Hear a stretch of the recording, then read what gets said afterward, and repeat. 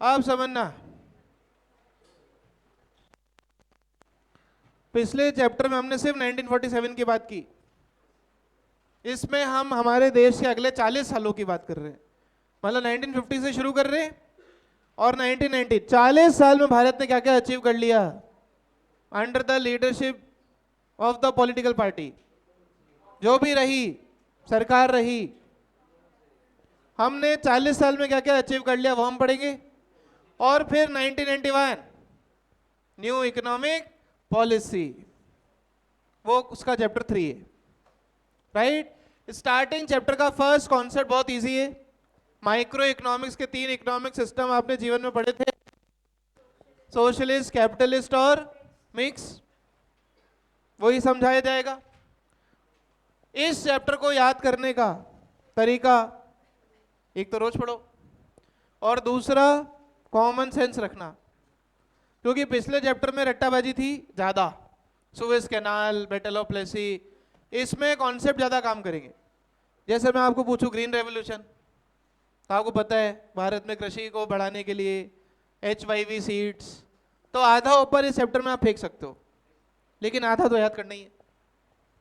पिछले चैप्टर में आप फेंक नहीं सकते थे, आप ये नहीं फेंक सकते कि रेलवे भारत में 2010 में बना, ये नहीं लिख सकते आप। आपको वही लिखना पड़ेगा कि जो ईयर था 1850, वही लिखना पड़ेगा।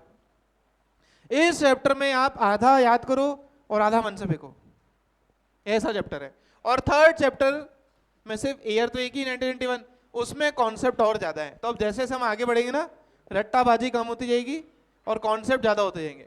मैंने आपको शुरू में भी जब चैप्टर इंडियन शुरू की थी तो मैंने कहा था शुरू के 3 चैप्टर में रटना पड़ेगा, इसमें आधा रटना पड़ेगा, थर्ड में तो और कम रटना पड़ेगा।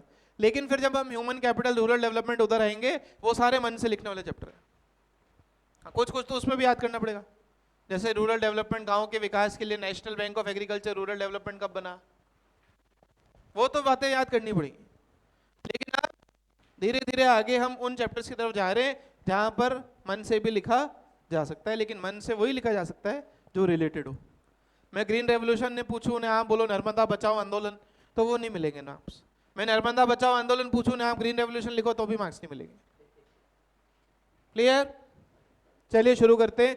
भारत का सफर अगले 40 साल में क्या रहा, तो सबसे पहले ये स्लाइड याद आती होगी आपको, 11th क्लास की याद दिलाती है। किसी भी देश में सेंट्रल प्रॉब्लम 3 होती है how to produce, what to produce and for whom to produce. यहां थोड़ी माइक्रो की याद आ रही होगी। व्हाट टू प्रोड्यूस में हम देखते हैं कि हमको कौन से गुड्स बनाने हैं, और आप जानते हो गुड्स वही बनते हैं जो कंज्यूमर को दें सेटिस्फैक्शन और प्रोड्यूसर को दें प्रॉफिट। क्योंकि सारे गुड्स बन नहीं सकते, सारे गुड्स इसलिए नहीं बन सकते क्योंकि रिसोर्सेज क्या होते हैं, लिमिटेड, और हमारी नीड्स एंड वांट्स क्या होती हैं। तो ये स्लाइड तो वैसे ही फेंक लेंगे अपन मन से। दूसरा, हाउ टू प्रोड्यूस करने की 2 टेक्निक होती है, याद करो 11th क्लास क्या क्या पढ़ाई थी, या तो लेबर नहीं तो कैपिटल। लेबर कई प्रकार की होती है, स्किल्ड, सेमी स्किल्ड, अनस्किल्ड, यहाँ वो भी लिख सकते हो, जरूरी नहीं है यही एक्सप्लेनेशन लिखना, यहाँ मन से लिख सकते हो। और कैपिटल इंटेंसिव वो टेक्निक जिसमें less labour more machine, less labour more machine is called as capital intensive technique. Japan जैसी कंट्री, अमेरिका जैसी कंट्री लेबर नहीं मिलती वहां तो कैपिटल, और भारत जैसी कंट्री तो लेबर। बस ये ध्यान रखना भारत में क्या है, भारत में क्या है, लेबर इंटेंसिव।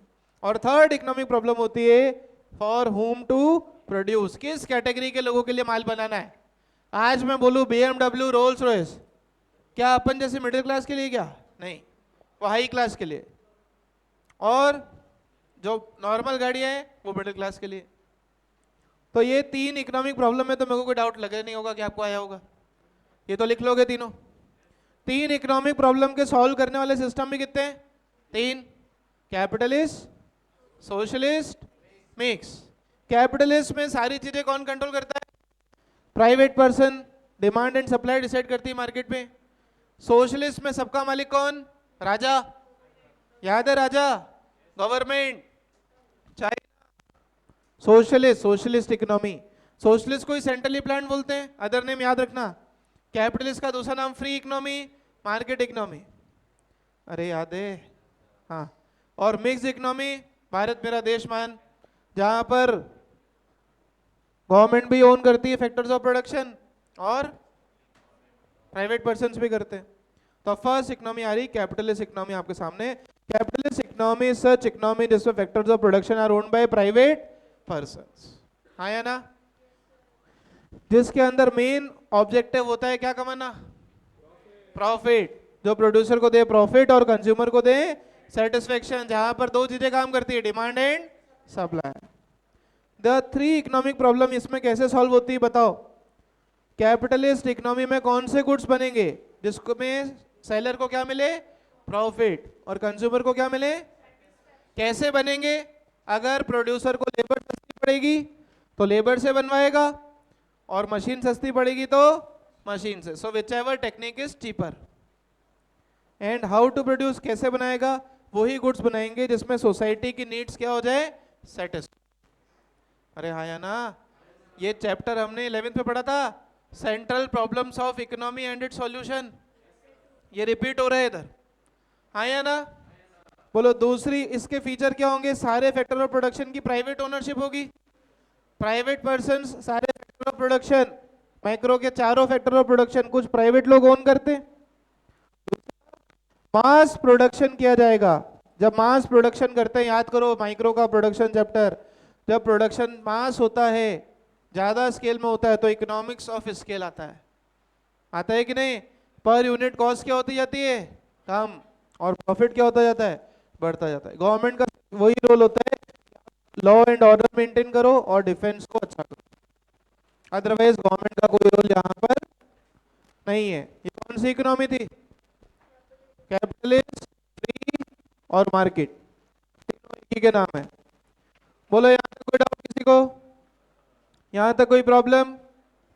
अगली इकोनॉमी कौन सी होती है, सोशलिस्ट। यहाँ पर सारे factor of production own control and operated by government, राजा को, गवर्नमेंट को जो अच्छा लगेगा वो होगा और जो अच्छा नहीं लगेगा वो नहीं होगा। कोई भी चीज जो देश के लोगों के राजा को अच्छी नहीं लगी वो कभी भी इंप्लीमेंट नहीं होगी। तो यहां पर व्हाट टू प्रोड्यूस का आंसर क्या होगा, जो गवर्नमेंट डिसाइड करे। अरे हाँ या ना, सिर्फ ये जो वर्ड बोल रहा हूं इतना भी ध्यान रख लोगे तो भी मन से लिख सकते हो इसमें। सोशलिस्ट इकोनॉमी में क्या बनेगा, जो गवर्नमेंट डिसाइड करे। कैसे बनेगा, वापस जो गवर्नमेंट डिसाइड करे। और किसके लिए बनेगा बताओ, अमीर पे लगता है टैक्स और गरीब को मिलता है free subsidy. Distribution under socialism is based on which people need and not और who can not afford it, मतलब अमीर पर टैक्स और गरीब पर सब्सिडी। इस इकोनॉमी के फीचर क्या होते हैं, फैक्टर्स यहां पर सारे के सारे, लैंड, लेबर, कैपिटल, एंटरप्रेन्योर, कौन ओन करता है, गवर्नमेंट। गवर्नमेंट को जो अच्छा लगेगा वो होगा। और यहां पर एक इंपॉर्टेंट ऑब्जेक्टिव, कैपिटलिस्ट इकोनॉमी या फ्री इकोनॉमी, मार्केट इकोनॉमी का ऑब्जेक्टिव था पैसा कमाना। इस इकोनॉमी का ऑब्जेक्टिव क्या होता है, सोशल वेलफेयर। मैंने वहां 11th में भी बहुत अच्छे से एक्सप्लेन किया था आपको, सोशल वेलफेयर। राजा को जो अच्छा नहीं लगा अपनी प्रजा के लिए वो आएगा तक नहीं, एंटर भी नहीं होगा ऐसा माल, और जो राजा को अच्छा लगता है वही एंटर होगा। There is direct participation by government in the process of, भले प्रोडक्शन हो, सप्लाई हो, सारे के सारे डिसीजन कौन लेती है, बोलो गवर्नमेंट। हाँ या ना, अरे हाँ या ना।